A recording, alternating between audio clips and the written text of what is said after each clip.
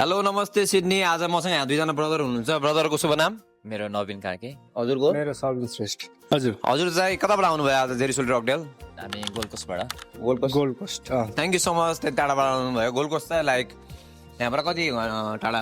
1 hour 20 minutes। 1 hour 20 minutes flight हो अनि like one of the best destination like घुम्नलाई होइन। अनि आज के खानुभयो जेरुसलेम रकडेलमा?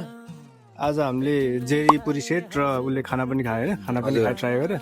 मैले खाना लिएँ। अब यहाँको सिग्नेचर भनेर त जेरीपुरी छँदैछ होइन। हजुर जेरीपुरी कस्तो लाग्यो त हजुरलाई? एकदम नाइस, दामी थियो। एकदम नाइस थियो। मलाई सबसे मिठो चाहिँ जेरी र तरकारी बनाएको थियो। पुरी पनि ठिकै थियो तर जेरी र तरकारी वाज बेस्ट। दामी थियो। सो गोल्ड कोस्टबाट भिडियो हेर्दै जसले हेर्नुहुन्छ आइरहेको मिठो दामी एकदम त्यो नेपाली जेरी पुरी क्रेभिङ भइरहेको छ भने दामी छ।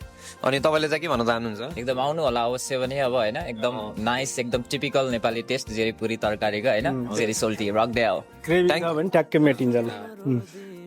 सो गाइस तपाईँहरूले पनि गोल्ड कोस्टबाट भिडियो हेर्नुभएको छ भने pull up to JSR for delicious जेरीपुरी तरकारी अनि खाना। मिठो मिठो। Thank you.